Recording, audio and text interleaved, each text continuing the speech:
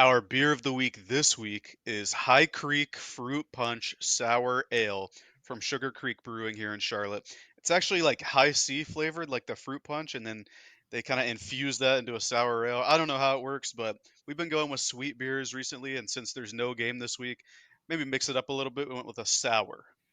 Yeah, I mean, 2 weeks ago, you brought the Cheerwine Ale on air, and now the High C Creek is now brought in. I feel like I'm reliving my childhood here on Perfect Takes.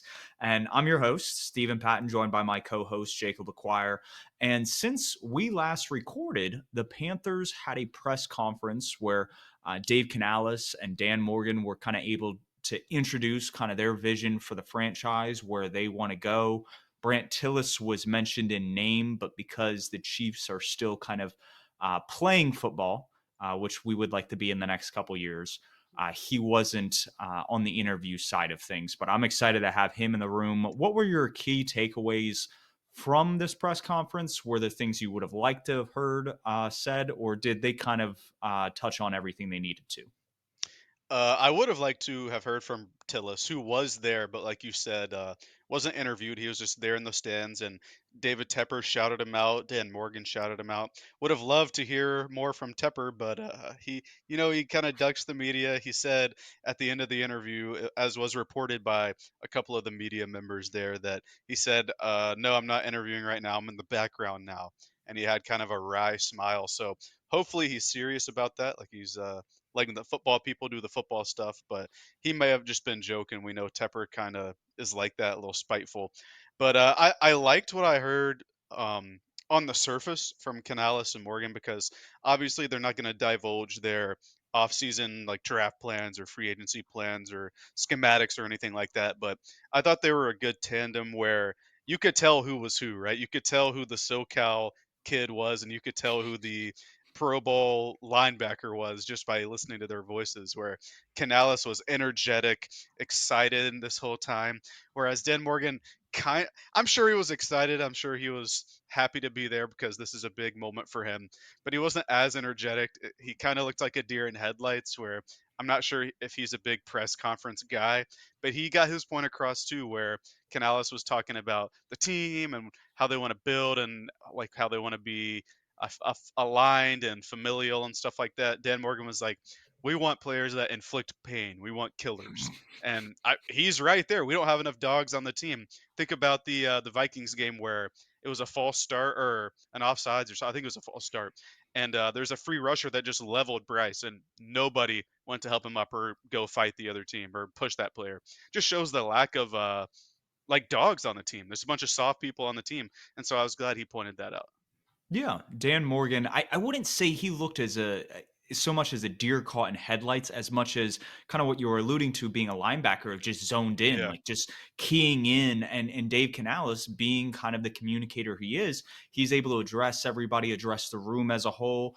And like you said, it kind of embodied their personas, their roles on this team. And what I thought was interesting is that they were a couple doors down from each other during their 7 year stint together in Seattle. So that was like really cool to kind of see that grow and blossom from them being kind of assistants in that front office to now being the head of the Panthers franchise. And I, I, I want to hope and believe that Dave Canales' plan for rebuilding the wide receiver room, the O line, in the synergy there, because he did talk about synergy with the run game and that leading into the passing game, is that that's going to help Bryce. Because if Bryce doesn't have help in either of those departments, I don't see how we're going to take a step from this first year. And that's a lot of work to do. And I'd be a little skeptical if we go after aging Mike Evans.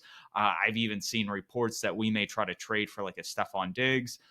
I want young guys, maybe even unproven guys over veterans that are going to cost and hurt us from a cap standpoint, which is where Brant Tillis comes in. And I'm hoping that all of them together in a room are going to be able to make smart decisions that are best for this franchise, that are best for Bryce Young and his development. And like you said, we're bringing in dogs because it's unacceptable that you see your franchise quarterback get leveled and there's no one fighting. That was the cool part. Cam's rookie year, Steve Smith got leveled by Roman Harper, and all of them are in the end zone just going after Saints players. And at no point am I going to sit here and promote violence. But there is an element of if somebody on your team gets whacked, that you're right there in the fray of it. Like that's not acceptable. And I'm hoping Canales, Morgan, Tillis, they embody that, and it's just top bottom from here. Uh, Well, you think even in 2018 too, and this was a guy that had just joined the team.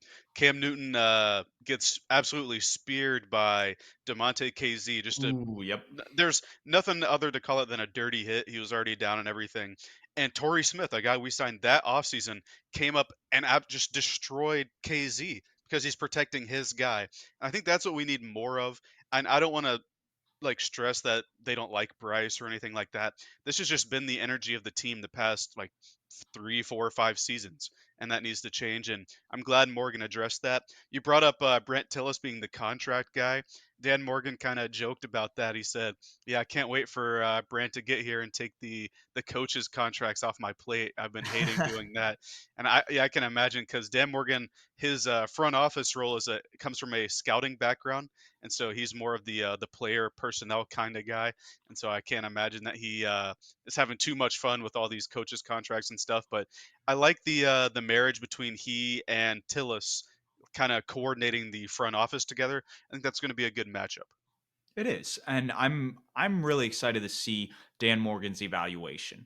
because I think this goes back to I think Tim Donnelly with 99.9 The Fan said the only reason that Dan Morgan should have been hired from the absolute shit show that were the Carolina Panthers last year is the fact that he disagreed with everything that Fitterer was doing and had the records, had the minutes to show, hey, I wanted these guys, and look at what they're doing now. That would have been perfect here in Carolina.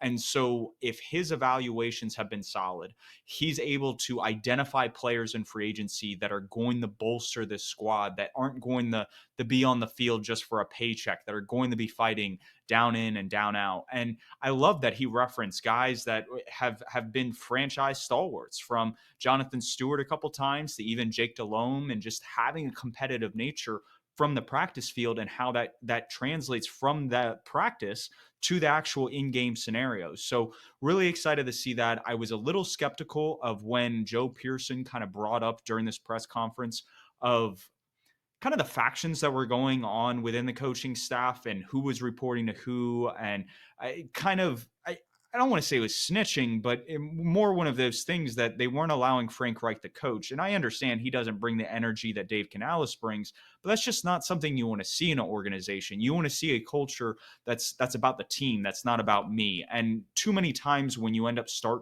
start to lose, and you lose the way we did last year, the couple past years here in Carolina, is that everybody's just in it for themselves. And I really want to see that if we start out slow, that we have a 1-6, 1-7 start, things haven't quite clicked, that we stay together as a unit, that we are here as a team, as a family. There's camaraderie. And if you see that, that's something that you can kind of hang your laurels on, even if the results haven't quite gotten there yet. No, yeah, I couldn't agree more. I think the factions that you're referring to, the good news is those people are out of the building.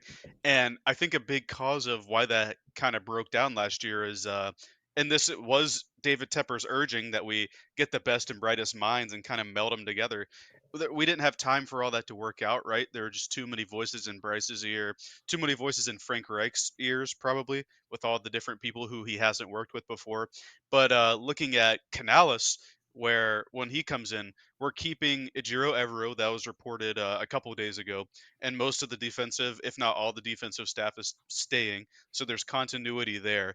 And then Canales' offensive staff, it's all his Bucks guys, and I think there's one guy from the Seahawks, but it's all guys that he knows and trusts, all guys that he's worked with that had good results last year in Tampa, and that's the kind of continuity and alignment I think that can be beneficial to where all the coaches know what we need to do, the game plan, or not the game plan, but like the plan for the team, what we're working towards. Nobody is kind of in their own group or left out. We all have the same idea, same goal, and that even speaks to Canales and Morgan being familiar with each other for I think it's 7 years in Seattle, being able to work together towards the same goal.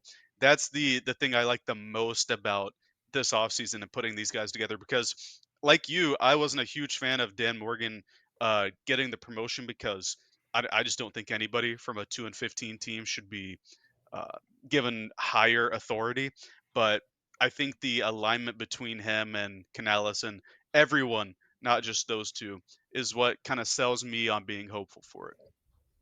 Yeah, I think that you have the continuity on the defensive side, and we had a bunch of injuries to the D line, to the linebacking core. That if the front seven they stay healthy, even the back end. I mean, J.C. Horn, Xavier Woods, those guys were out for large portions of the year. Von Bell, Yeah, and you get those guys healthy, and then you're able to keep everybody on the same page with different calls, with alignments. Like you said, we're keeping Evero and most of the staff, so there's a lot of continuity on that side of the ball. We obviously need to retain a couple guys in free agency, pay a guy like Frankie Louvu, retain a guy like YGM, probably cut Shaq Thompson. It's probably time. But the next thing is then what are we going to do about the offensive side? And so I think it's cool that we bring in a lot of the Bucks staff. They were able to get the most or maximize, as Dave Canales likes to use that word, out of kind of the O line that was there. I'm very and curious with his and background as a wide. Yeah, go on. as you noted, this was an O line we had questions about going into the year. Like Hmm. this was not an O line that was supposed to be super solid. Like not even just us, a lot of people had questions about it, and this staff got the most out of them.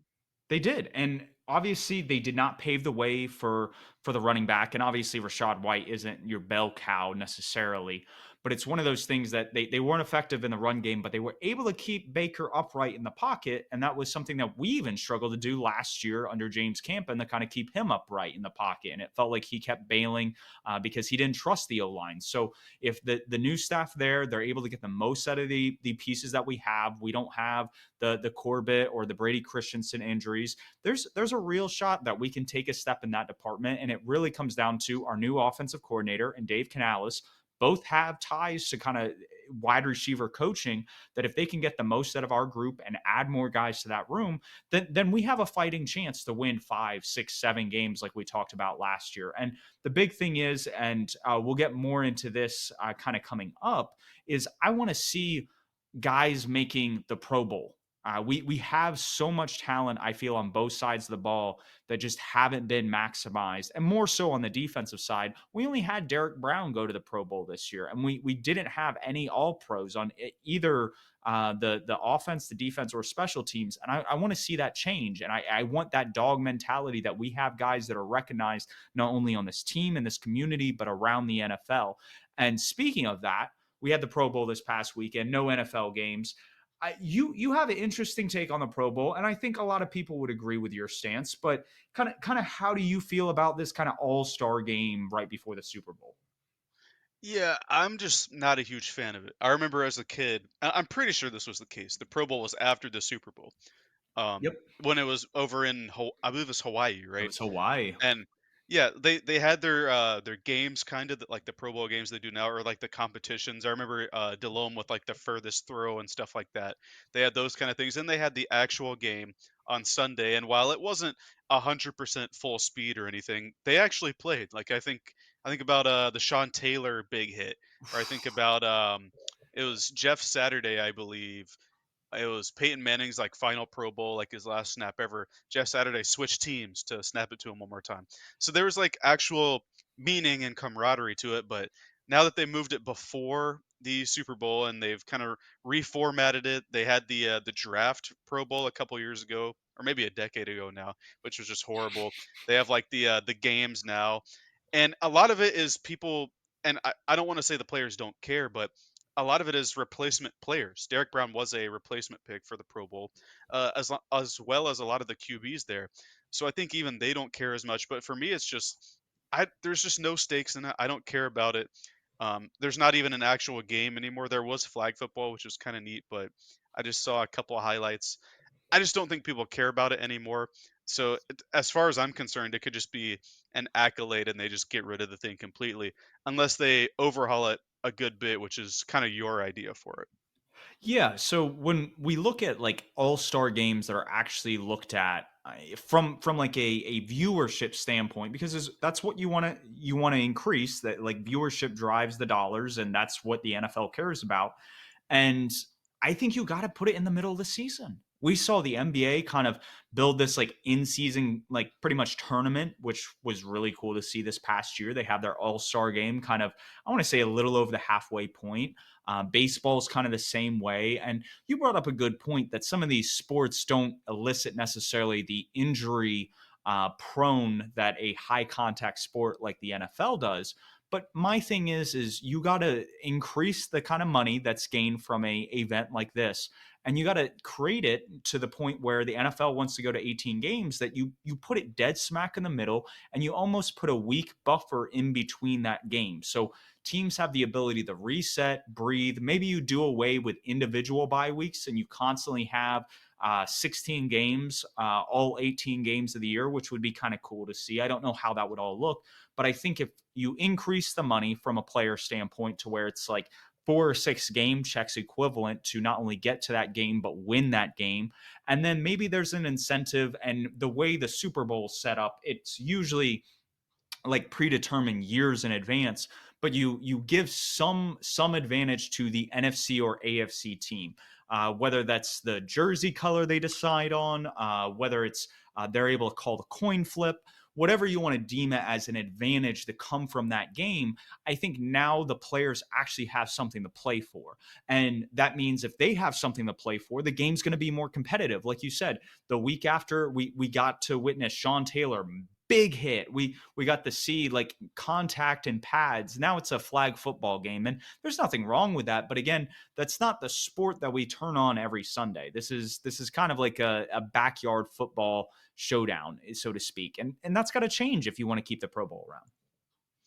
Yeah, absolutely. I like the idea of the winning side getting to pick the coin toss. I think that's a cool thing to do because in baseball, I believe it's the home team, like rotation, They whether just the they just did ALB or away with MLB it, but side. yeah, for Oh, for about a yeah, decade, it for the was it longest was time, yeah.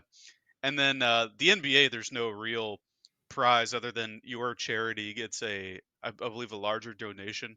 Whoever wins the fourth quarter, and I think they're doing away with the fourth quarter rules they brought a couple years ago, which I believe made the game way more competitive. But I think they're getting rid of it, but I'm not sure there. The point is, they need to do something to make it worth watching.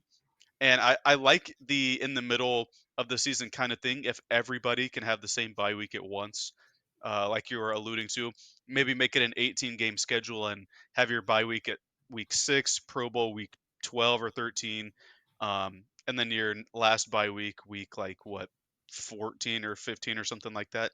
And the Pro That Bowl, whatever week that's hosted, that could be a technically bye week.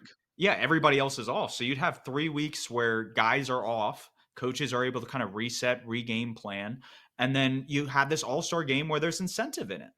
hmm Yeah, and, a lot of good ideas there. The bottom line is they just have to do something about it because I don't know the viewership numbers up front, but I would wager that what it is now is probably like less than a quarter of what it used to be when it was an actual game. Yeah. So it needs to change, or be removed regardless. But moving on to like more positive stuff, there were two more head coach hirings. The last two, uh, like unless somebody else gets fired after the Super Bowl, which I doubt. And I believe this one for Seattle was probably your favorite hiring in this entire cycle. Yeah, Mike Macdonald is a stud. I think this guy is going to get the most out of the pieces that are over there in Seattle. He's got guys along the line, Boye Mafe, um, Menisu. I'm probably pronouncing his Uchenna name Nwosa. Nwoza. I was trying to put his name in Omenahu, who hmm just tore his ACL together, and that did not work. But you have a couple of those guys on the defensive line. You have Reek Woolen. You have Devin Witherspoon on that back end. I think you even have Quandre Diggs.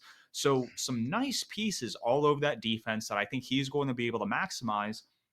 And then currently, what they have on offense is really, really solid. So while they're middle of the pack in terms of their draft pick and cap, this team is pretty well set. And I think they have a couple year window to where they can make a run. And so adding a guy like this, who's got fresh ideas, who's building a very interesting coaching staff. I don't know exactly who their offensive coordinator is, but I will be very interested to see kind of who they add there. I know there were some rumors, I believe, around Ryan Grubb, who is the Washington Huskies offensive coordinator, who, if he's not hired, he'll be Alabama's offensive coordinator this fall, that he could be the guy. And so that offense could be very exciting because we just saw what Penix did at Washington. That would actually be a sneaky landing spot for Penix, especially with Geno Smith on I think he's got 2 more years left on his deal as kind of like a backup and a potential replacement. So very, very cool to see on that front. We'll see if he takes that team to the promised land in terms of the playoffs.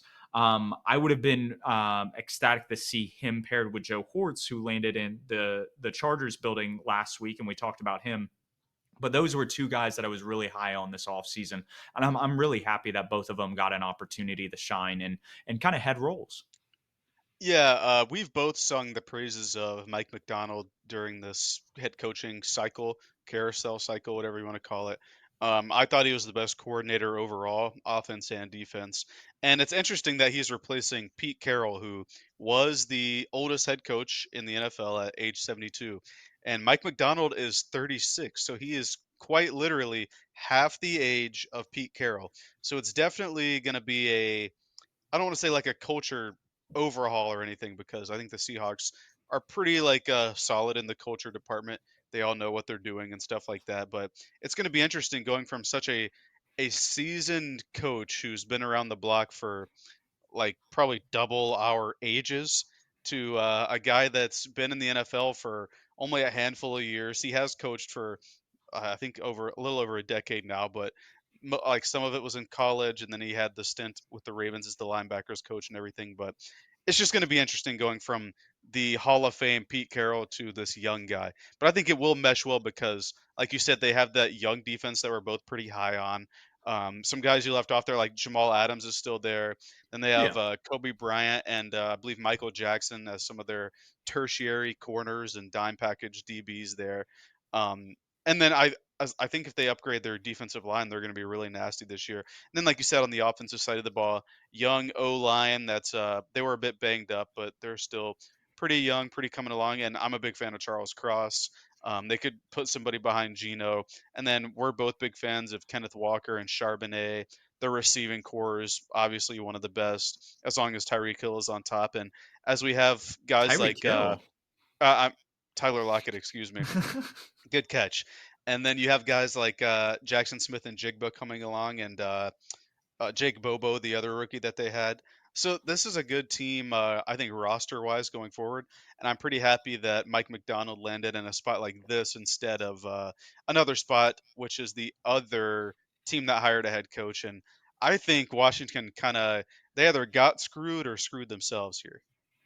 Yeah, before we touch on Washington, I wanted to put a little bit more in the perspective the age disparity that we were talking about with Pete Carroll and Mike McDonald. For reference, Pete Carroll, when he actually became like a coordinator or assistant at his very first level, which was in kind of college ball, and that was with Iowa State. Mhm. Excuse me, not Ohio State was the next stop. So very interesting that he went from Iowa to Ohio. But he was at the time 27 years old. Like that's right around our age. So Mike McDonald hadn't even been born yet. Like his resume in terms of coaching, he's got over 40 years of coaching experience. Like Mike McDonald isn't even that old. So like what you were talking about from like a culture standpoint, I don't know if it's so much culture, it's just experience. Like Pete Carroll has been around so much ball, and to have him as kind of a senior assistant or an advisor to this team is going to be huge. I think that's part of the reason why they went with Mike McDonald, is because Pete Carroll got to look at some of these candidates and went, no, this is our guy. Like this is a guy that we can build around and really groom up into kind of the all-star coach that we want here in Seattle. So moving on, like you said, Washington kind of missed out on Ben Johnson. It was apparently, and this was leaked by the Athletic, and it just sounded like it was Washington was very bitter about kind of what happened, but they got the report while they were up in the air. So they didn't have any notifications. Maybe they had their Wi-Fi on and they were able to kind of see messages coming through. But it's one of those things that you're going to interview him a second time and he goes, nah, I'm good. And I mean, that's interesting, but the candidate they landed on out of some of the guys that were available, like, how do you feel about this? Like, I would have gone a different direction. I would have gone Evero. Raheem Morris was obviously off the books, but there were a couple other defensive coordinators, Mike Vrabel even, that I would have gone over a Dan Quinn. Yeah, Dan Quinn was the guy that I thought could be maybe to Seattle, right? Because he was there before. There's the connection there, but they obviously went with a better choice, in my opinion. And then you talk about guys like Ejiro Evero, who I think is probably better than Dan Quinn. Mike Vrabel, who the report about Vrabel the other day of him being a big, large man and owners being intimidated was hilarious. Uh, Owners stop being intimidated by a large football player and just hire the best coach. But then other guys, Aaron Glenn, whom they interviewed a second time from Detroit. I thought Detroit's defense was excellent this year. Eric Bieniemy, I thought did a good job with the limited offense there in Washington this year. All these guys, I think, I don't want to say are more qualified because Quinn has led probably one of, if not the best defensive unit the past 3 or 4 years, or I believe 3 years in Dallas. But he just wasn't a good head coach, and we saw kind of the blunders that he had when he was in Atlanta. He was the fastest coach ever to be fired in season. I believe it was after the fourth game that he was let go. I believe Yeah, Matt it was Rule was like after fourth the or fifth fifth game. game. Yeah, Yeah, it was Rule something was the crazy. fifth, but Quinn was after the fourth. Ironically, now Raheem Morris is the Falcons head coach there, but I'm just not quite sure about him. He was a good defensive coordinator this year or in the past couple years in Dallas, but again, I think Dallas's defensive roster is one of the best. So I don't know. This is very clearly like a fallback option, or they were locked in on Ben Johnson because Ben Johnson and Adam Peters were supposed to team up when they found the right spot, and they hired Adam Peters, their new general manager, before like any other hire was made, I believe. Like, Yeah, among head coaches and general managers, he was the first one hired. So the thought was, all right, this is the Ben Johnson spot. They have the number two pick. It can be Ben Johnson, the former North Carolina quarterback, and Drake May, the North Carolina quarterback. It's all coming together, and then it just doesn't. And so they just have to but be disappointed. that's where I don't think, and there were reports that came kind of, one of these reports I would assume are from Ben Johnson's camp. The other is probably just somebody who kind of heard hearsay between the two sides. But Ben Johnson kind of knocked the Josh Harris led ownership group by the Washington Commanders. He almost made it sound like these are basketball guys that think that that translates now to pro football. And my assumption with that is that they're more infatuated with a guy like Caleb Williams, and Ben Johnson's higher on a Drake May. And I don't know exactly where Adam Peters stood in between those 2 points, but I think the Cliff Kingsbury hire by Dan Quinn as the OC all but solidifies that they really do lean towards Caleb Williams. So, that being said, I think Ben Johnson was turned off by that and the philosophy and direction they wanted ahead.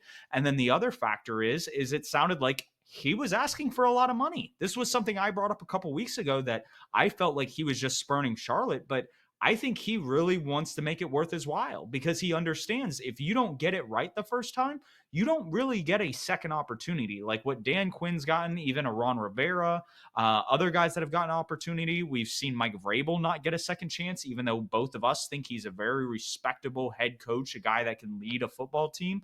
And so when he looks at that and he wants to make sure the opportunity's right, I think he's honestly waiting for some of these ideal situations like an Andy Reid to retire or one of these guys that have built a solid team that gets older to kind of just come in and take their place. If Mike McCarthy gets fired in Dallas, that'd be a great spot to go to. You have an ownership group that's willing to spend, that's put out a good roster and a good team year in and year out. And so it's one of those things that he's not just going to go for chump change and just jump on an opportunity because it's one of 32. He's in a great position. He's under 40. He's in no rush at this point. And so I don't know exactly what your thoughts on it, but those were things that kind of clued me in that Washington's ownership was going in a different direction than he was. Well, I kind of disagree there because in terms of ideal spots, Washington obviously hasn't been the best culture or anything the past couple years, but Snyder's gone and everything, and like we've talked about the past month, they have the best combination of like draft capital and cap space this year. So Hmm. he really could have built his own offense there. All right, if not Washington, then maybe Seattle, you know. That was a spot that you just alluded to where a legendary coach just retired, but he withdrew. I believe they had hired Mike Macdonald, but the fact that he withdrew from Washington indicates that he wasn't willing to go anywhere. But then you also bring up a team like Dallas, where we thought that they might be inclined to move on from Mike McCarthy or at least put the hot seat on him. Why wouldn't Jerry Jones just hire like a Mike Vrabel who's proven, you know, or if Belichick wants to coach again, Belichick? Well, I I mean, find it hard to believe that. Yeah, well, yeah, I McCarthy's find it. won like 12 Yeah, wins 3 straight seasons. Like that's right. not easy to do. Well, that's my point is I find it hard to believe that if he feels the ceiling is capped out with a team that wins 12 games every year, does he think this first time head coach who's a hotshot play caller, but has spurned teams now 2 cycles in a row is the guy to do it as opposed to Vrabel, proven winner. If he wants Belichick, proven winner, guys like that. I don't know. So like I I don't want to say this is the Byron Leftwich thing where uh he missed his one chance because obviously I think the league and fans regard Ben Johnson as this like all worldly play caller, so he's going to get his chance again. But I don't know, like you're right. There are only 32 teams, but there's never going to be the perfect ideal spot. And I thought that Washington, with all the stuff that they had to offer, would have been that spot. Even if they go 0-17 this year, that's a winning season because they don't have Snyder there anymore. So like the Yeah. expectations were low, the resources were high. I don't know. So it's like I don't know. But again, I think it's clash with ownership. Ben Johnson has a vision. This is a guy that sees kind of what he wants. What he's built in Detroit has been phenomenal, and that's where I was saying he's okay waiting a year for the Dallas opening. Is that Mike McCarthy? This is his last stand. So if Mike McCarthy gets fired, he has the ability to go in and work wonders. And what we just saw with Mike McCarthy in the playoffs, he kind of choked that game away in terms of a play calling standpoint. I don't think it was just Dak. I think there were better ways to draw up a game plan. And we saw what Ben Johnson did in the playoffs this year. I mean, the Lions almost pretty much got to the Super Bowl. And obviously they had a strong, stout O line, but that's something that Dallas has been known for well over a decade. So I think it's one of those things that he wants to make sure he's philosophically in line with the general manager. And this is a guy that comes from more like a Parcells background. Adam Peters kind of comes from working with a guy like Shanahan. And those are two different cut cloths right there. We've seen Mike Shanahan in Washington. Granted, we've seen guys like Marty Schottenheimer who do have more ties to the Mike McCarthy or you're winning one-on-one matchups and not so much spatial design. But this is where I think it just came down to ideological differences. And obviously we disagree, but it's one of those things that, yes, spurning now teams two off seasons in a row is definitely not good to have on your resume. To blow off bottom teams, though, I don't think if that's necessarily going to send teams away like a Dallas, because if Ben Johnson blew off the Commanders, you think the Eagles, if they fire Nick Sirianni next year, or the Cowboys, if they let Mike McCarthy go and don't re-sign him, they're going to be turned off by that? Absolutely not. I think they're going to want a guy like that in the building, and that's going to piss the Commanders off that much more. You talked about meshing with the GM. Notoriously easy to work with GM Jerry Jones. I don't know if he'll be meshing well with he's Ben he's Johnson. he's stepped back over the past decade though. Like in terms of how they draft and how well they draft, they've obviously handed out bad contracts. We've seen that with Ezekiel Elliott and a few other guys. But in terms of drafting, this team knows how to bring talent into the building. Fair enough there. Um, yeah, I don't know. Ben Johnson. Maybe I'm just salty because he said no to us 2 years ago, but I'm happy where we're at right now, and I don't know if next season he better pick one or else he's not going to be at the top of people's lists anymore. But on Now, to oh well, no. Before we move on, I have a quick question for you. Because the Commanders just hired Cliff Kingsbury, there's been some rumors and not speculation, speculations. speculation. Exactly. Yeah, I'm just mincing my words today. Um, do you think that they're going to trade up to number one, kind of flip spots with the Bears, and get Caleb Williams to have that assurance? And then do you see the Bears potentially taking a quarterback with Drake May, or at that point do you think that they would feel justified in taking a Marvin Harrison? Well, I don't think any team that takes Marvin Harrison Jr. is in the wrong. But with the Cliff Kingsbury hire, and we got to remember he was set to be the Raiders offensive coordinator and then backed out. And Yep. then maybe a day later was named Washington's offensive coordinator. So there was something there. I think Washington wanted him there. And I think a big reason for it is the whole Caleb Williams connection.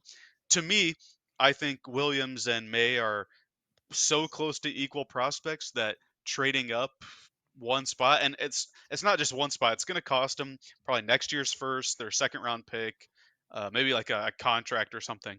It's going to cost them a good bit, right? Yep. Um, to me, I don't think it's really worth that because again, I hold both of these QBs in such a high regard, and I think of them as close to equal as they can be. But I do think that Cliff Kingsbury hire kind of hints at it because they could have gone in a number of different directions. And Kingsbury, in my opinion, was not a great play caller in the NFL. You can't run exclusively air raid stuff in the Yep. NFL. I feel like he kind of buried Kyler Murray's potential with having just five wides forever. Hopefully, Kyler's able to kind of bounce back from that this year. What now that he's healthy and has a new play caller from the Kingsbury era and everything, but I do think it hints towards it. I would not be surprised to see Washington swap picks with Chicago there. And then to your point, I do think I've sung Justin Fields' praises in the second half of this season, but I do think that they are going to go with a QB, whether that's Jaden Daniels or Drake May. I would personally go Drake May, because they have that ninth overall pick, right? This is the pick. The number one pick is from us, and they have their own pick at number 9. So they're gonna get a startable, very good player because it's a very good top-heavy draft. So I'm not too keen on them skipping on a QB and starting the QB rookie contract cycle over, even though I'm not a fan of them keeping Eberflus through it because that's like the exact same thing that happened with Justin Fields. But I do think they are going to go QB, and then at pick 9, Brock Bowers might be there, who's I think he's going to finish at number 2 overall on my board. Maybe Neighbors or Odunze slips through the cracks. One of Joe Alt or Olufashanu might be there, or they could get a good defensive piece like Dallas Turner or Terry and Arnold. So I think that the 1-2 swap is pretty possible, and then I think at 2 they would take QB. But we still have 2.5 months full of smoke screens and speculation, right? It was just the Senior Bowl this week. We still have the combine, pro days, all of that to get through with all the smoke going around. And speaking of quarterbacks, next week, and we'll highlight this more on next week's episode, and we'll touch on this at the very end. We will be going over the quarterback prospects. Jacob's been breaking down film probably for the last, it feels like, month and a half in terms of just prospects that are out there. We'll start on the offensive side, transition to the defensive side. And speaking of guys that we think highly on, we want to kind of get into our preseason predictions for NFL awards, and then kind of where we think the awards are going to go this Thursday, I believe. It's actually not like Yes. it's typically like a Saturday or like Friday before. Thursday's a little weird. Maybe this is something that's been more recent, but I was kind of caught off guard that it was Thursday, I believe it's Thursday. I'm going to check real quick. But I do think it is on February 8th. which is on Yes, Thursday. yes, it is there. Yes. So yeah, kind of weird, like you said. I remember um, the year that Cam won MVP. It was the night before the Super Bowl, and so he wasn't at the ceremony because he had to get some sleep for the Super Bowl. So it is kind of weird there, but yeah, like you said, we have like what 8? Yeah, 8 awards here that are kind of the normal awards, and let's start with the rookies of the year. To start the preseason, I picked Bijan Robinson. I thought he would have a great year, and he did have a good year. And then you had Jackson Smith and Jigba, kind of banged up throughout the first half of the year there. And then defensive rookie, I had Will Anderson, and you had Jalen Carter. Um, I think we can feel good about one of those. Like I think Will Anderson has a good shot at being the offensive guy or the defensive guy rather. But the offensive guy obviously is going to be CJ Stroud.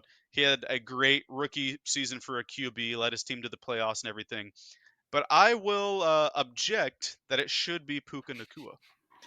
Yeah, I think it should be Puka. The year he had this past year was absolutely phenomenal, especially for a fifth round guy. Guy came Hmm. out of nowhere. CJ Stroud was the second overall pick.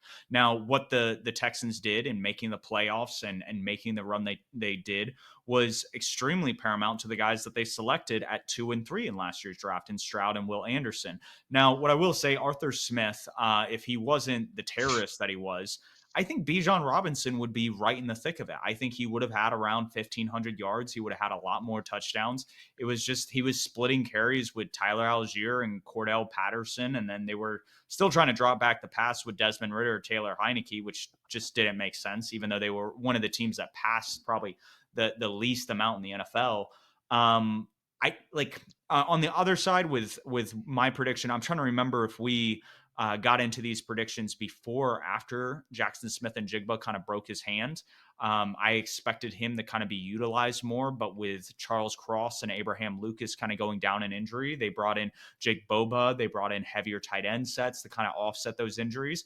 And that kind of closed the door on just JSN being on the field and having an opportunity to produce because down the stretch, he was getting touchdowns. He was getting looks. He was becoming the player I thought he would have been all year. So I think we missed, but we still had the right idea. I think these are both still great players. Obviously, like you said, Stroud and Puka are, I think, the 1-2, and Stroud's just going to win it because he's the quarterback. The team made the playoffs, et cetera, et cetera. The Rams also made the playoffs, but I agree with you there.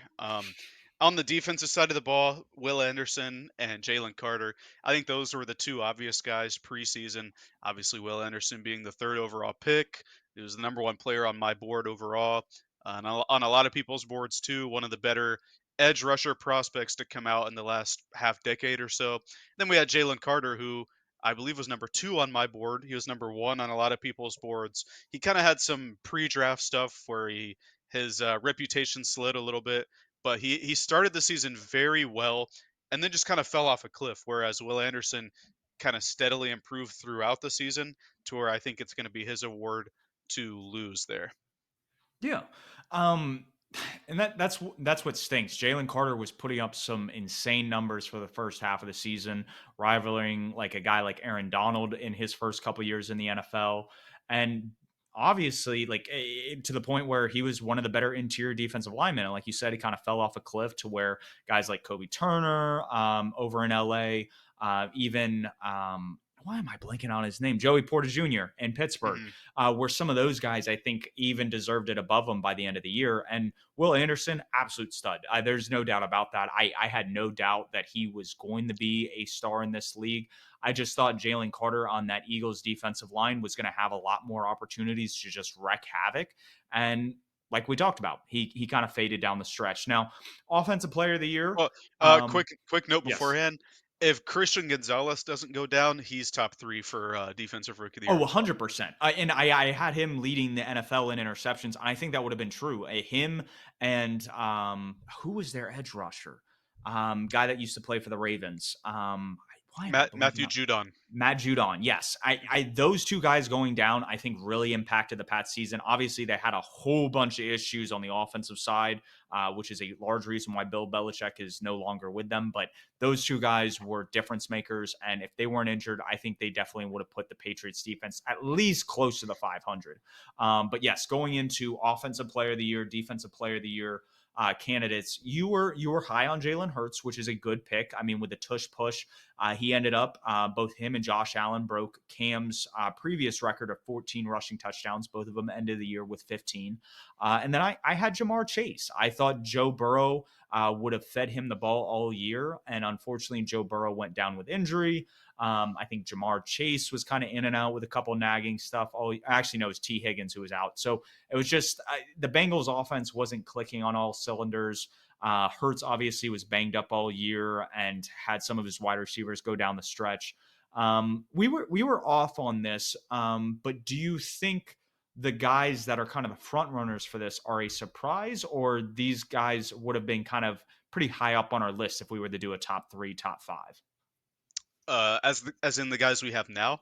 Yes, as the Yeah. front runners now. Yeah. Yeah. No. I no surprise. there. In fact, my guy, the pick that I have, Christian McCaffrey for Offensive Player of the Year, he's in the MVP running as well. I believe he's top five there. So no surprise there. You have Tyreek Hill, who for the longest time was on pace for 2,000 yards. He almost triple crowned this year. So both of those guys had phenomenal seasons. McCaffrey also had extending from last season. I believe his streak got up to 18, 17 or 18 straight games with a touchdown scored, which Yeah. is now the all-time streak. So both of them had phenomenal years there. So I have no qualms with either of those guys winning Offensive Player of the Year. And then Defensive Player of the Year preseason, I had Micah Parsons. You had Miles Garrett, and Both now. top 3 in the voting. So props to both Mhm. of us on that one. We hit the head on the nail there. But you hit it a bit more square because both of us now have Miles Garrett as the pick to win Defensive Player of the Year. Yeah, he's just been dominant. Especially at the start of the year, he was going crazy. Tapered a little bit in the middle, but came on strong again at the end. I think the only other argument's going to be T.J. Watt's sack numbers, but I don't know. I feel like he's just not as impactful as Miles Garrett is. I think the people that vote on this now, and I'm very appreciative that analytics has kind of swayed the narrative on a lot of different points about how we talk about players. But it's more about pressures, and when you look at like the pressure numbers between Garrett and T.J. Watt, Miles Garrett had 63 pressures, T.J. Watt had 54. And Miles Garrett played one less game. Obviously, TJ Watt goes down in that last game of the season, but it's one of those things that he played over 100 more snaps than Miles Garrett. And yes, you can talk about the sack numbers. TJ Watt had 19, Miles Garrett had 14. But at one point in the season, Garrett was pacing, like you said, came on strong at the start of the year. He was pacing the break kind of the record, and it was just he got slowed down. Obviously, like we talked about, he kind of hit a lull there. But overall, I think Miles Garrett was just the most dominant force on the defensive side. And it's the reason why he's the odds on favorite to win the award this year. And sliding into kind of the Coach of the Year award, this is probably one that we have the most disagreement on. I'm probably going to catch the most flack on. But the odds on favorite to win it is Kevin Stefanski. He won it a few years back with the Browns. He's the front runner to win it again. Why do you think Kevin Stefanski deserves this award? And real quick, I want to look at our preseason predictions because we smoked this one. I had Doug Peterson, who fired some coordinators because of their disappointing end to the season, and you had Pete Carroll, who just retired. So obviously, we both missed the Stud, mark Hall of there. Famer But coach, yeah, but yeah. stud and not a bad year whatsoever. But yeah, I have Stefanski, and the the coach of the year thing is about the best head coach. It's not about the best play caller, whether it's offense or defense. It's about keeping the team together and winning football games. And throughout the season, in terms of quarterback turnover and turmoil, I think the Browns faced the most like difficult quarterbacking in terms of people getting hurt, who they had to bring in, stuff like that. They start with Deshaun Watson, who wasn't good like pretty much at all except for one game this year. And then it was his shoulder, right, that he injured. Um, Yes. I, yeah, I believe so, non. yeah. I think it was his non-throwing shoulder, but injured it out for the year. They have PJ Walker who bounced around before landing on the Browns this offseason. We know PJ Walker. He had the crazy Hail Mary play to DJ Moore last year, but he didn't have any plays like that this year. He was frankly not very good. They had Dorian Thompson Robinson, the rookie DTR, who was my QB5, but I think he went in the fifth or sixth round. Not a strong rookie campaign for him. And then they have Joe Flacco as well. And Flacco, who played a bit for the Jets last season, was on the couch, was a free agent. They brought him in, and he had some magic. We sung his praises throughout the season, but he also had a lot of turnovers. But he was able to keep the team in games and help them win games. And then you got to think about Stefanski also bringing in Jim Schwartz this offseason and how big of an impact that had on the defense. I think all this combined, just the adversity they faced and the outcome that they had getting to the playoffs. I believe they won 11 games, which is more than some of the division winners in the AFC and in the NFC. Yeah. So getting to the playoffs, obviously they get blown out by the Houston Texans, but I think he has a good case to be coach of the year for those reasons. My only hesitation on this, because and it's right to give Kevin Stefanski props for replacing Joe Woods with Jim Schwartz. He was a huge proponent on why the defense was so successful. They invested a lot in that defensive line to bolster the run defense, which was a huge problem for him last year. They traded away Josh Dobbs before the start of the season. They let a Jacoby Brissett walk in free agency. They let guys out of their building who were either starters last year or starters this year that would have obviously given them more production once Deshaun Watson went down. And that, to me, when you're a quarterback evaluator, you're the offensive play caller, you're the offensive guru on your team as the head guy. You can't let that kind of talent walk out of your building. And I do fault Kevin Stefanski for that. And I've looked at kind of like production from backup quarterback play.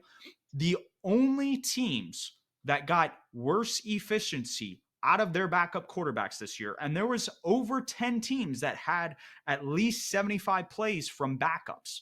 The only teams worse, the Cardinals, the Texans, and the Patriots. So teams like the Bears, the Chargers, the Giants, the 49ers, the Titans, the Raiders with Aiden O'Connell. Even when Carson Wentz came in for the Rams, he looked better than some of the options. And again, Carson Wentz was a guy that could have been in the Browns room. So it's one of those things that I do fault Kevin Stefanski for that quarterback issue, because he could have had that resolved in the offseason, especially with how abysmal Deshaun Watson looked last year when he came in for Jacoby Brissett. So that's my biggest knock on him. The guys that I would like to see, actually, he's a top 3 in the odds, but a guy that I think should be favored in terms of bringing in the Coach of the Year award is Shane Steichen. He had Gardner Minshew in, a backup quarterback for most of the year. He took a team that had a top 5 pick. He completely turned them around to the point that they were a game away from being in the playoffs. I believe they went 9-8, and their projected win total was, I think, the over under was around that 6.5 win threshold. The Browns coming into the year were 9.5. The roster for the Browns was so much better than the Colts. Now, you can argue strength of schedule. You can argue the Browns played in the AFC North, which was the best division in football this past year. But it's one of those things that I think it should go to a Shane Steichen. And then we want to talk about injuries. A guy that's underrated that got so much out of his offense and this team, Mike McDaniel. Like, he does not get lauded enough for what he's done in Miami. And a lot of people go, well, he's got Tyreek Hill, he's got Jalen Waddle, he's got these speedsters on the outside. He's doing it with Tua. And Tua's a game manager. He's putting him in a good spot. He's got that run game looking phenomenal with Mostert and Achane. And it's just so fun to see, especially with considering the Dolphins' offensive line, which was one of the worst last year. He's been able to mask the deficiencies there. And then despite all the injuries on defense and despite their poor efficiency on that side of the ball, and then parting ways with Vic Fangio, which shows that there was a misalignment there, he was able to get them to the playoffs. And that's cool to see. And that's where I think he deserves a lot more respect in that category. Obviously, he's not going to win it this year, but that's my leaning. Obviously, like you said, the award isn't based so much on who's the best play caller. It is Coach of the Year and who's able to kind of keep the locker room together. And the Browns did that. So if Kevin Stefanski wins it, props to him. I just don't feel like he's the guy. One counter I would have to that argument is you brought up Steichen and McDaniel. If Why wouldn't you bring up a guy like D'Amico Ryans instead of Shane Steichen? Top I think 5 he's up picks there. again. Yeah, Um, I think we both thought the Texans would be worse than the Colts, and they won a playoff game. they Like, did. I think they had a better season than the Colts did. Granted, CJ Stroud stayed healthy for the most part, and Anthony Richardson did go down. And they had Tank But Dell and Nico Collins. They had guys, and a lot of people but want to talk about Bobby Sloak, but I think D'Amico Ryan should be up there. I think that's a good all point. right, that's fair. That's fair. And as far as Mike McDaniel goes, if they didn't choke away the division towards the end of the year, I would say, you know what, give it to them. But they were what, 11-2 going into, or maybe 10-2 going into I their think they were last like 10 few and games. 2. Yeah. It, Um, and they choked the division away. So even though it was a harder schedule, they had a if they had just won like one more game towards the end there, they would be hosting playoff games instead of it playing the felt like they were Chiefs in losing. -10 degree weather. edge rushers every other week, though. I mean, you went from Bradley Chubb going down to Jalen Phillips. I think it was Jalen Phillips Mhm. first, then Bradley Chubb, then Andrew Van Ginkel, who was a diamond in the rough coming into this year. So, and Jalen Ramsey, he was out for most of the year, finally came back at the end. And that's what I'm saying is like there was just so much. Like we talk about the Browns going through four quarterbacks, it felt like the Dolphins defense had a revolving door in terms of guys coming in, guys coming out. So, that's if you want to make the injury argument, and that's the reason Stefanski wins, I think the Dolphins have a bigger argument in that department. But tomatoes, tomatoes. Let's get into a the last three awards that we do agree on. Obviously, our preseason awards didn't necessarily line up with these. Exec of the year.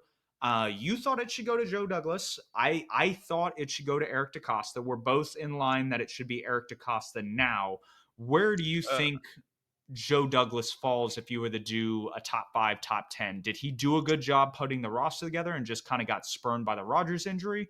Or were there other factors in play? Listen, if there's a healthy Rodgers, I think this team pretty yeah, I'll say pretty easily wins the division with the down year that the Bills had throughout a lot of the year and the up and downs of the Dolphins. This roster is very good to me. They're just hamstrung by Zach Wilson and I can't even remember the other guy. Uh, Trevor Simeon and somebody else. It was like the worst college QB ever for PFF. Also played games for them this year. Um, so they just got hamstrung by that. I do think their roster is a good. It's pretty good, and I still like the trade that they made for Rodgers. Obviously, now the pick isn't going to convey, so they're going to keep their first round pick this year. I'm not going to applaud Douglas for that because that's a Rodgers injury thing, but I like the trade that they made for him, and I still do like the team around Aaron Rodgers. Just think this year I believe they have pick number 10. If Joe Alt or Olu Fashanu falls to him, that's like the one missing piece, in my opinion, on offense is that offensive tackle position. So if they can get that solidified and Rodgers comes back healthy, ready to play, he has another dark room experience, I guess, and comes back invigorated and ready to go. I'm all for it. I think they're good there. It's just so unfortunate that what was it like 4 minutes into the season for them, Aaron Yeah. Rodgers ends up going down. Super unfortunate. I do think it's beneficial for Zach Wilson though to get these reps because, like we talked about, that might be the plan after Aaron Rodgers, but I'm not so sure anymore. Regardless, I think Douglas and blanking on the head coach's name. Uh, Oh, uh, why am I blanking out on his name too? I can picture his face. yeah, I He can was the see him. 49ers defensive coordinator for a while. Robert Sala. Salah, yes. I do think this is a make it year for both of those guys coming up this year, assuming everybody stays healthy and everything. And even if not, even if Rodgers does miss a big chunk of time, that's they put most of their eggs into that basket, right? They So this did. is the team they built, and this is they kind of have to lie in bed with this team and like sleep on it because this is their creation. But I'm still high on that team, but obviously it goes to DaCosta with bringing in Munkin, drafting Zay Flowers, Odell Beckham, and Aguilar had their parts this year, and it kind of leads into our last award. We have one more, but all that kind of culminated in a an excellent season for Lamar Jackson. But we do have comeback player of the year. Before that, I stole in the preseason. We'll jump on different things. So like for this one, we tried to not keep it the same, so there was a little bit more discussion. I got Damar Hamlin, and the fact that a guy comes from pretty much dying on the field. You can talk about the feel good stories, whether it's your Joe Flacco's, your Baker Mayfields, guys that had bad years the year prior and had a comeback seasons, looked competent or looked really really good.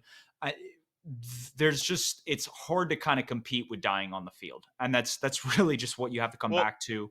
And props to it's him. Yeah, 100%. It's not even that. It's like he didn't just come back and was on the practice squad or something. He actually played games this season. And He did. with the back end secondary injuries to the Buffalo Bills, he was thrust into a bigger role, kind of like he was at the end of last year. This year, like he was playing meaningful snaps. Now he wasn't the defensive player of the year or anything, but to come back from such a scary incident like that to like what I guess it's a full year later, 12 months later, to Yeah. actually playing NFL football, the highest level of football again, I think is remarkable. And I don't think anybody else deserves comeback player of the year. I had Calvin Ridley. He had a pretty good season, closer. I think it was like 1,050 yards or something like that, 9 touchdowns. So not a bad, or I think it was nine. He dropped quite a few touchdowns, but not a bad year this year. It's just hard to compete with Damar Hamlin. And like you said at the start of the year, we were trying to differentiate most of our picks. So that's kind of where it went there. But Damar Hamlin's the easy choice. But the big award, and I want to hang my hat on it because I called it. Um, You did. it's most valuable player (MVP). Before the season started, I thought the addition of Zay Flowers, who was my favorite receiver in the draft to watch, and Todd Monken Favorite, revamping the not top. schemes. Not top. Nope. Jordan Addison. I still think Jordan Addison's a much better player, but Zay Flowers is going to be a wide receiver one in his own right. Even though he had some costly drops this year, that's neither here nor there. The most valuable player this year to me is Lamar Jackson. And he is the odds-on favorite. He had a couple big games where he proved it versus the 49ers versus the Dolphins in the regular season. There's just not much more to say. I've talked about him in my perfect take section, probably 5 out of the 18 weeks that we had this year. Just a phenomenal season for him, and he deserves it. Yeah, I was off on this one. I thought the Jags offense would be a lot more explosive. I thought Ridley would add another element to it. I thought once they got Cam Robinson after a suspension, the offensive line would kind of be shored up. That just wasn't the case. They obviously started 8-3. They looked hot. I think if Lawrence had had a tear in the last month or so and they had gone 13-4, 14-3, he would be right there in the discussion of it because he was kind of hovering around top 10 kind of production for most of the year. So it wasn't so much that he was completely out of it. It's more that exactly like you said, Lamar Jackson is a really special player. Once Todd Monken and him really got on the same page, he got on the same page as some of the new wide receivers they added this year. He was tearing it up, especially down the stretch. And had they not gone away from their identity, I think they'd be playing in the Super Bowl this week. So it's one of those things that the front office between Eric DeCosta, the head coach, and John Harbaugh, and just what they do and what they build year in and year out is really special. And Lamar Jackson, the way they extended him, I think was very smart. Now, I think he does need to be quicker in terms of getting the ball out of his hands. He is I wouldn't say lost a step completely, but he doesn't feel as fast as he was in that 2019 MVP season. So it's one of those things that if he wants to take a step, if he wants to have longevity in the NFL, he's got to kind of craft his game. But he rightfully deserves the MVP. I know a lot of people want to like post numbers and other things and show that Purdy was the guy or even Dak was the guy. I think really the only guy that has a argument or kind of dog in this race is Josh Allen.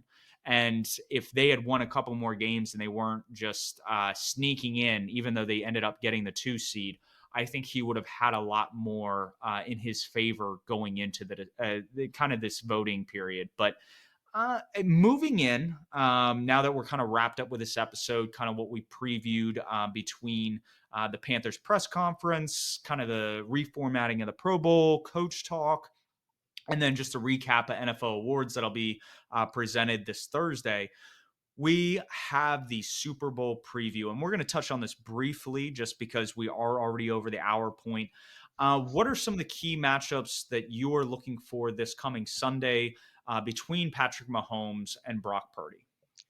I want to see how Mahomes does against L'Jarius Sneed and that San Francisco 49ers secondary. I don't know if you saw, but there was, they start the media for Super Bowl week early, like on Monday. And somebody asked Sneed, who was a former Chief, where's it better to play, in Kansas City or San Francisco? He said, oh, San Francisco for sure. So I'm interested to see how, and granted, the Chiefs receivers are, we'll just say not those guys. I'm interested to see how Mahomes targets, or if he targets Snead heavily or anything like that. I want to see that matchup there. And then you kind of alluded to it earlier, the tight ends. I want to see how Travis Kelsey does because he had a very good game against Baltimore. Hopefully Taylor Swift is able to make it from her concert, and I believe it's Tokyo. There was a whole segment last week about how she might not make it in time because she has a concert in, I believe it's Tokyo. Hopefully, she makes it so that Travis Kelsey can turn up, and then George Kittle. I want to see what he's able to do. I think George Kittle is going to have a fantastic matchup. Probably Mike Edwards. And I think what Snead and McDuffie bring, they're going to be able to kind of shut down and stifle the looks to Debo, the look to Brandon Ayuk. It's going to be really up to that defensive line to stop the 49ers run game, because I think unlike the Ravens last week, who kind of abandoned the run, the 49ers aren't really going to do that. And I think they have a lot of opportunities in terms of their power run game. They average about 4.1 yards per carry when they're doing power runs. The Chiefs allow over 5. Now, their outside zone and inside zone, they average around 5 yards a carry for both. The Chiefs allow under 4.5 yards. So I think the Chiefs are very well disciplined under Spagnuolo with some of those zone type runs. And so I think if the Chiefs are really going to get exposed in this, it's exactly the game plan that we should have seen from the Ravens last week. And it's a lot of power run game. And the 49ers love living in 21 personnel. I think we're going to see Kyle Juszczyk out on the field several times. We saw some beautiful throws from Purdy last week, the Kyle Juszczyk. Expect him to be involved not only in the run game, but the pass game. And that could be a matchup they'll exploit against this Chiefs defense kind of going into Sunday. Anything else you kind of want to touch on between matchups before we get in the perfect takes? Yeah, I 100% meant Charvarius Ward, not L'Jarius Sneed there. So that's my bad. Oh, you He mean with the he's 49ers. Yes. yes, Yeah, he's that corner. he was Chiefs to Chief. 49ers. Yeah, Yes. that's the whole thing. I don't know why I mixed up the name. I guess Sneed and Ward have they both end in the letter D or something. I don't know. But no, I'm looking forward to it. Like I said a couple weeks ago, this was probably the least ideal outcome because we saw this Super Bowl pretty recently. But the teams are pretty different. Obviously, Mahomes is still there, but this was against Jimmy Garoppolo, and they had Emmanuel Sanders, and now we have Brock Purdy, a more fleshed out Brandon Ayuk who's coming to his own, Christian McCaffrey, of Yep. course. So it's going to be. Hopefully, this is a shootout. That's what I would like to see the most. And that kind of takes me into my perfect take for this week. Um, I talked about last week how my preseason playoff bracket out was out of order, but it had pretty much everything coming true. It had the Chiefs beating the Bills, the Ravens, a Florida team, and an NFC West team in the Super Bowl. So I'm going with that. I'm going to say my perfect take is that Chris Jones meets the incentive laid out in his contract because he had the contract dispute early in the season. He sat out a couple games, came back in, pretty incentive laden contract. He meets the Super Bowl incentive, which is $2 million after they get their victory. And then I think he's going to leave in free agency. I think he has his own story to write there. And after they win, this will be his third Super Bowl with them, right? He was Yep. there the whole time. Mahomes was there. After he wins his third one, he will go get his well-deserved bag in free agency. So that's my take. I think it's a good take. Chris Jones has kind of proved the haters wrong, so to speak, after kind of coming back from those contract disputes and sitting out a couple games. I think he came back like week 3 against the Hmm. Jags, and we could touch on a whole bunch of other matchups we didn't get into in kind of the preview due to time constraints. But the one I find intriguing is that Steve Wilks likes to play like a soft zone.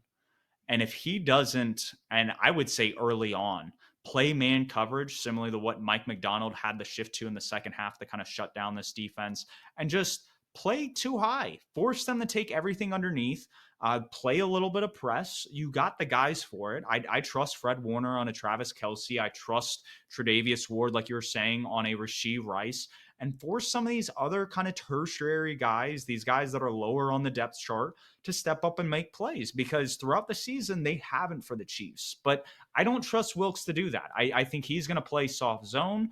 I don't think Chase Young has been the addition that they hoped he would be after trading for him mid-season. And so, with all that said, I think the Chiefs do something they've only done 3 times this year. They did it once in Las Vegas, and they play in Las Vegas this Sunday, but it's score 30 or more points. And they haven't done it this postseason, but we've seen the Packers and the Lions, both good offenses, score over 24 points. The Lions scored over 30 points last week against them. And I think that's going to be the difference maker because the Chiefs' defense has been absolutely suffocating. And I think they're going to win it. So we'll see if that comes true. I think Chris Jones, the leave in free agency, that would be kind of a legacy to have won 3 Super Bowls with him. There might be talks that Travis Kelsey retires, and he very well might. So it's very interesting to see that if the Chiefs win it, how different their roster is going to look. But I was just looking over, and before we wrap up, teams that have gone the back-to-back Super Bowls recently.